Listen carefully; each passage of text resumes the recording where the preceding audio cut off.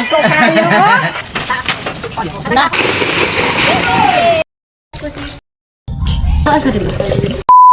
Magandang araw! Panibagong araw na naman, kaya ayan, samahan nyo kami ngayong araw sa mga kaganapan dito sa amin sa bukid. Bumisita nga pala dito sa amin si Lola ngayon sa bukid, gawa nga ng nakahiligan na nga talaga ni Lola ang manguha ng mga prutas dito sa amin. Sino ba naman ang hindi mapapapunta dito sa amin sa sobrang dami ba naman ng mga prutas dito sa amin sa bukid? Isa na nga sa pinunta ni Lola dito ay itong sobrang laking atis. Nanguha nga din kami ng abukado ngayon, gawa nga ng season na nga ng abukado dito sa amin. Ay be, sobrang paborito ko talaga itong abukado. Nagluto nga rin pala kami dito ng mais or anagon ang tawag dito sa amin. Marami ka talagang makakain kapag nagsumikap kang magtanim. Sobrang swerte nga ba naman namin dito kay Papa, aside sa sobrang bait din, IB, sobrang hilig niya talagang magtanim-tanim. Marami nga kaganapan dito sa amin ngayong araw. Pati na nga rin itong buko ay hindi namin papalampasin dahil gagawa nga raw daw kami na yun ng buko juice. Isa na nga rin dito ang nakahiligan namin ang manguha ng mga buko dahil ito talaga yung paborito namin dahil hindi talaga ito maubos-ubos dito sa amin, gawa nga ng sobrang dami ng mga puno ng niyog dito sa amin. Kahit na anong klaseng okasyon pa yan, IB, hindi talaga mawawala yung buko juice.